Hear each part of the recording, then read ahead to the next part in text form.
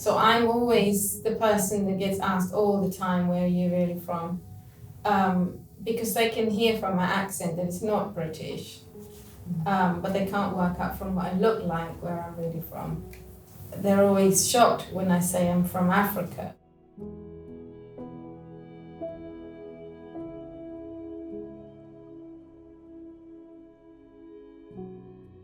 So I'm from Namibia. I was born and raised in Namibia. As a child, I don't remember my childhood being solemn or sad. I just remember it as an amazing time. My parents and my grandparents on both sides, I feel, have shaped my life to who I am. Because of growing up in Southern Africa, they were children of the apartheid era, which was a very difficult time. So they grew up very poor with my grandmother that really supported a family of 12 children. My mum came to England before I was born from Germany, and she met my father. So I came along. My father went back to Ghana. My mum didn't know, but he had a wife and children in Ghana. So she ended up in Streatham in the mother and babies home. I always get emotional when I talk about this.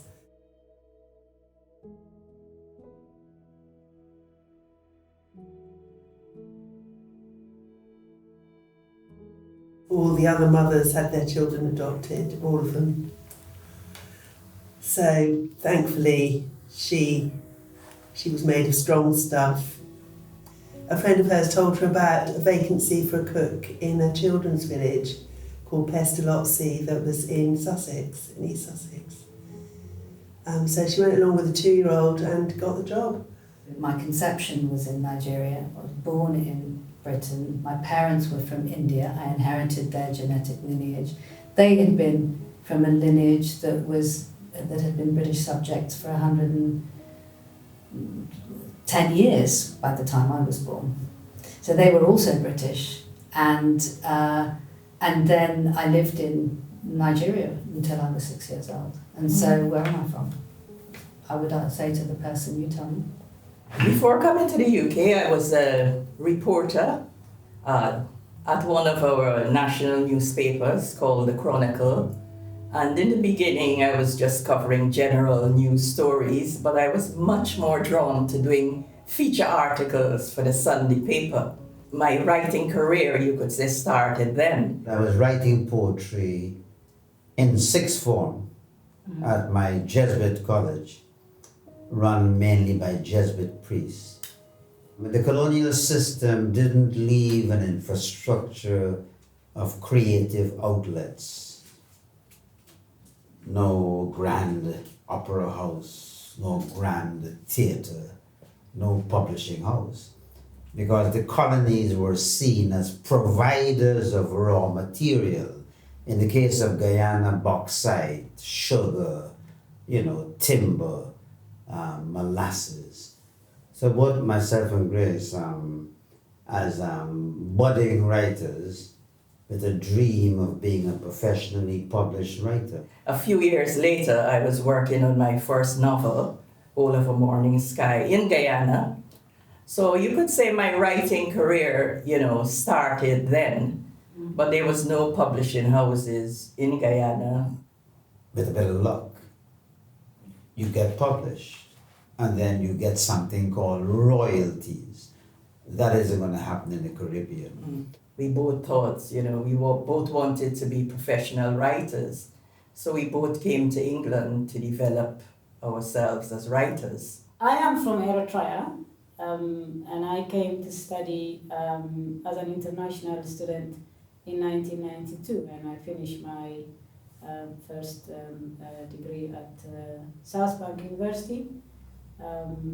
And then I met my ex-husband, father of my 2 children, and I stayed here. My parents are from the Punjab, North India. They got married and moved to Kenya before we came to this country from Kenya.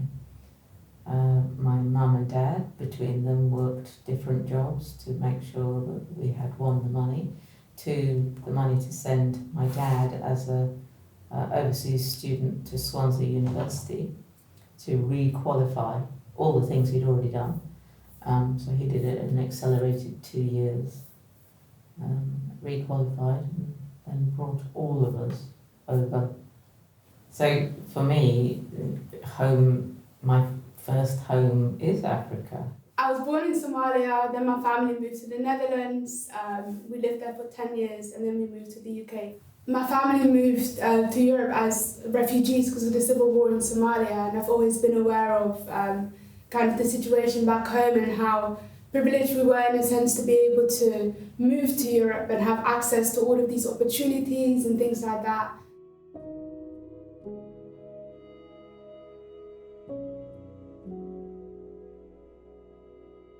I find it very hard to live in that place unless I form some sense of connection to the earth, the landscape, the nature and the people.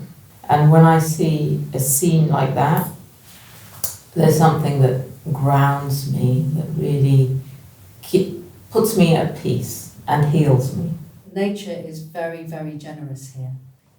And generally people are quite easygoing. That's what brought me down here. Because to live exactly as I would want, for example, for Anuja and I to live together, to have a child, to bring him up here, there's a lot of places in the country where that wouldn't be so easy. Mm-hmm. Really, Brighton and Lewes is a much easier place to have that slightly alternative way of life. There's a sense of peace that comes with living here because it's so, like in Lewes particularly, it's very quiet and it's kind of secluded from all of the noise you'll get in like bigger cities. Yeah.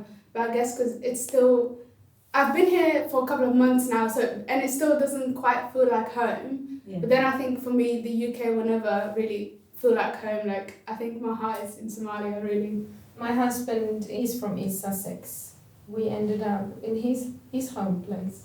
We've got 2 daughters, and this is where I bring my children up. When I had my daughters, it became more important for me to have identity and culture, and to make a distinction between my culture and identity and my husband's culture and identity.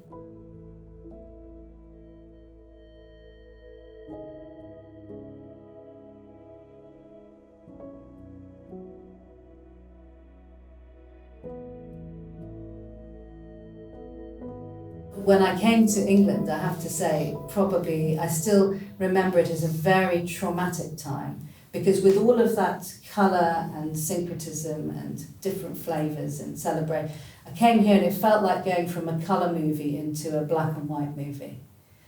Everything here felt very cold. It's a very unchild-friendly society where children learn to be afraid of strangers. The Caribbean is a very looking out society. I suppose that struck me, and I missed that when I first came. When I say looking out, you're walking down a street, and the way the houses are made architecturally, you have a veranda and these push-out windows. But in England, the houses have a sort of a rectangular, mathematical repetitiveness. And because of the nature of the architecture, the windows are closed, curtains are pulled. But in the Caribbean, come evening time, out come the fireflies, it's sunset, you might have a hammock on your veranda, you might have what they call a Borbage chair, your grandmother cracking some parched nuts. You're doing nothing, as they say, you're liming, you're just sitting there, and somebody pauses. What we're going on? When you come from a third world country, like Namibia, into a first world country, it feels like you've skipped 10 steps. You know, you've gone from something that's really outdated and old, and all of a sudden you're in a new world where you're treated completely. For me, I felt completely equally treated in England, even though maybe for someone who's grown up in England, they don't see that big progress. My parents have brought a kind of a generational history of interacting with British superiority, as well as the distinct syncretic cultural traditions of India. So my three parents are incredibly different. They are ethnically, linguistically and religiously very diverse, just those three people. But coming from a country where there isn't equality. You're going into schools which are black schools and not white schools, and there's an expectation as well of which is accepted, which you don't understand really what it means until you come away from that, and then you realize it's not supposed to be like that, and that's the big gap I'm talking about. And so then you, when you look back and you look at your history, you then realize that there is actually progress, there's big progress. Subjugation to the British has completely changed India from perhaps the richest country in the world, or certainly one of the richest, having 25% of the world's GDP, into one of the poorest. Within 200 years, the wealth and the vigour of the Indian economy, culture, polity was stripped by the British and shamelessly looted and shamelessly vandalised. We see a lot of more inequalities where a lot of people, especially in the rural areas, aren't accessing education, and it's almost like the country and a lot of African countries have had to start from scratch, and there's obviously some Western influence there with the US and the way that they control maybe some of the financial situations and maybe influence some of the political decisions that happen there. And I enjoy a lot of chats, a lot of discussions with my British friends. What struck me is how little they know about the other cultures, and forget language, but the other cultures. Religious differences were actively encouraged by the British to cause the divide and rule policy. It was a completely deliberate policy that was implemented after the 1857. The result of that, we're still living with the trauma of today and the trauma of partition. I actually love the solemnness and the quietness of England, and I had to learn in England that people don't really care how you feel. When they ask you, how are you, they just want you to say, I'm fine. They don't want your life story, which is not something that you have in Namibia. And when people ask you, how are you, they really want to catch up with when they last saw you. Coming from abroad, coming here, and you're talking about challenges. Yeah. Absolutely undecipherable people. I mean, I was so miserable if I hadn't had my brothers and sisters, I think I would have been a severely depressed child. Yeah. Going to school was the most miserable experience. I, in fact, eventually refused to go to school. By living in Lewis, a town with a very artistic community, a very intelligent and people open to difference, I've never been stopped and searched.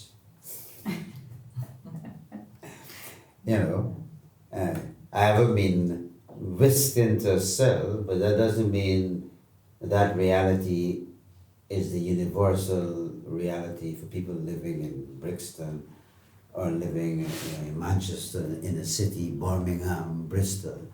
So I'm not deceived by that. We're the first black family in our village, so there's a lot of discrimination and racism from maybe locals who weren't used to seeing other people of colour. So that's quite kind of difficult to process and deal with, and it has affected me, and I'm sure it's affected my siblings as well, because it does stay with you for life, like having kind of early exposure to discrimination and like realising that you're not the same as other people and being different. When I went to the new school that I went to, where there was only me and one other African girl, I think she was mixed race, African and white. Nigerian she might have been, in fact. But the whole school otherwise was white. So my parents set out a you know, the way that we did in Nigeria, the squash and the cakes and the sandwiches, and invited the whole class. And then the time came and nobody came to this birthday. The only girl who came to the birthday was the Nigerian girl, and I still remember her name. Her name was Doyin, and she came, and she was the only child in the entire class who came to my birthday. And that really taught me something about where I had landed. But over time, you realise that it's really important information. It's a rich learning, both about what you then have to navigate. A few years ago, when the university was trying to edge me out because I was on a part-time contract and they wanted to save money, they had edged out in my department 2 black people before me. And do you know what, Rukia? I didn't actually really want to think that this was racism until I had somebody point out to me, this is what institutional racism is. This is exactly how it operates. And I realised that it was racism. But to be on the receiving end of something so ugly, you don't want to have anything to do with it. So I think it's difficult to own up and look racism in the face and say this is racism. It was for me. The really main challenge is not even the barriers you face out there, but the way that racism, sexism, homophobia also, but the way racism slices you inside, because you want to make it in the world, so you have to learn the habits, you have to lose your accent, you have to speak this accent that you're saying, oh, I wish I could speak like that. I had to learn to speak like this because it's the voice of authority in this society. It's not my natural voice. This is what I had to learn. So this stereotype of the immigrant in the inner city living with an animosity and a rage, I think it pleases some liberals, as if such a creature is a real, genuine black man. As a poet, a spectrum of emotions is your entitlement. You can write a love poem for your wife, watching your daughter play, excited by seeing a hydrangea, excited by Bonfire Night, or just watching Brixton Life, seeing a vegetable from the Caribbean. The world is your oyster. A lot of maybe the diaspora community here, especially people who've come here young, maybe they go through a phase where they have some sort of identity crisis because especially if you grow up outside of maybe the bigger cities like London, Manchester, Birmingham, where you don't have much of a Somali community, it is hard to stay connected because a lot of people are so focused on trying to integrate into UK society and be accepted by people that sometimes they lose a part of themselves. But I think, you know, as I've grown older and as my siblings have grown up as well, we've realised the importance of maintaining that connection, and my parents were also quite key in ensuring we're always, aware of like the history of Somalia and what Somalia is like as a country, because for us, we didn't really get a chance to go back because of the civil war. At the same time, we shouldn't shame people who are unable to maintain that connection, because there's so many young people who maybe don't have the means to learn the language or be connected to their culture because there's no one around to teach them. So I think it's hard to get the balance right, but maybe it's a journey because it's never too late to learn.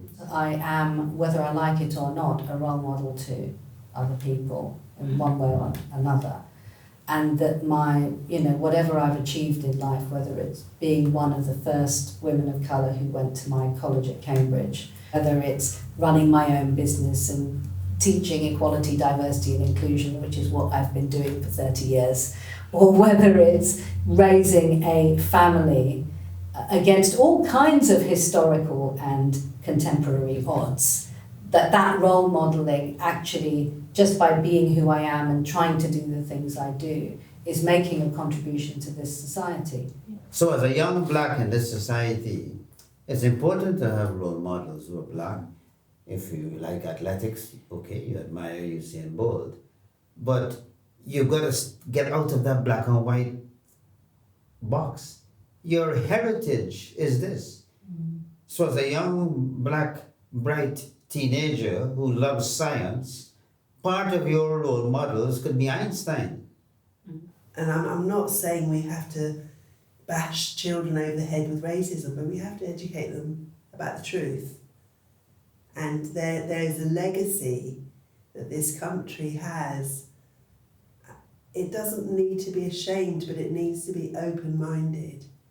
And I think in Germany that has happened in terms of children now being taught about the war and being taught about the atrocities. And those same atrocities have happened in the name of this country. And they need to be taught and spoken about. So culture alone isn't going to do it. So I try to avoid a simple black and white, simplistic division. I think we learn a lot more if we start thinking of linear and non-linear. You've got a linear mind, and that mind can be white or black. You can have a very black, conservative, linear mind. It doesn't mean because you're black, you're automatically radical. No, you can be a very, very straight, middle class with blinkered perceptions, black, who think in a linear way. So as a young black writer, as a young black artist, I advise you to follow the non-linear path.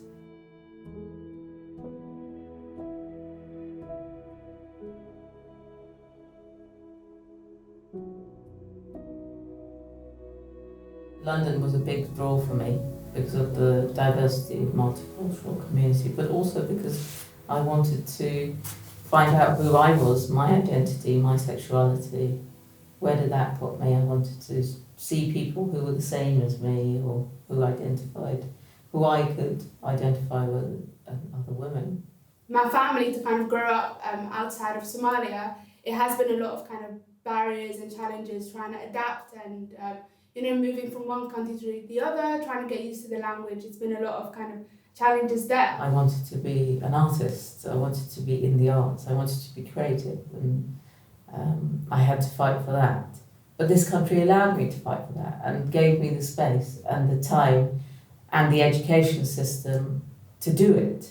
Being able to get an education and being able to see my siblings access kind of opportunities and paving the way for them and seeing girls in the Somali community also do the same. So that's been quite a positive, just seeing a whole generation of women try and become like independent and continue their education instead of where culture would have maybe expected women to get rid of, like, instead of pursuing education, just focus on marriage and having kids. As we're seeing a whole kind of generation of really strong Somali women prioritizing themselves, really.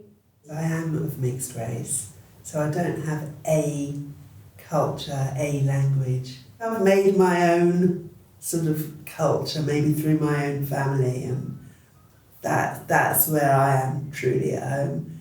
And I have links to Germany as well. I have family in Germany, and there are things about the German culture that's really lovely. Working with migrant communities, whether they're Middle Eastern, Africans, from any walk of life, and encouraging them using their own language and culture. It fills me with pride when I see them on the high street, that some of them have set up their own business, their own coffee shops, their own Thai restaurants, Italian restaurants, and also become nurses, dentist nurses. All these people, everywhere I go, I meet them. And I think, to me, that is social justice. Sharing our stories is very important. I mean, diversity and difference is what makes us stick. Yeah. And sameness is boring, I've been brought up as a minority, so I don't want to be part of the majority. Okay. That's the way I deal with that. I'm quite happy to be a minority because I'm confident in my minoritism. Our similarity should be celebrated, community celebrated, different cultures should be celebrated more than the division. The more people integrate, the more people intermarry, the more you know, the more educated people get, really, the better things get for everybody else. There's always been something binding us, which is a kind of a very deep belief in the fundamental equality of people. And a very deep belief that ultimately we all have to learn to get along with each other.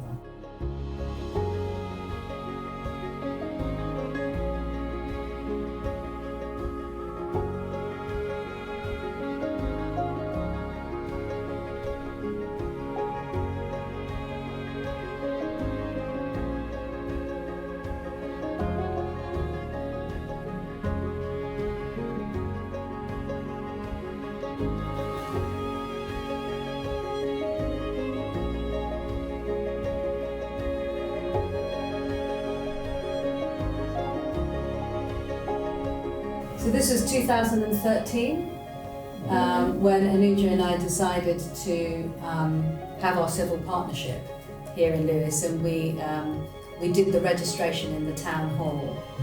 We came out of the registration office to the top of the stairs, and the next party that was coming in for a wedding registration was standing at the bottom. And you could see them then all start to talk to each other, but like in a really nice way. It wasn't like, oh my God, something terrible's happening here. People were like really, oh, right, you know, here are these two women. And I imagined then that there's never been a time where two women in saris have got married in Lewes. Imagine there are probably relatively few places in the world where that realisation would have brought that reaction. Yeah. Yeah.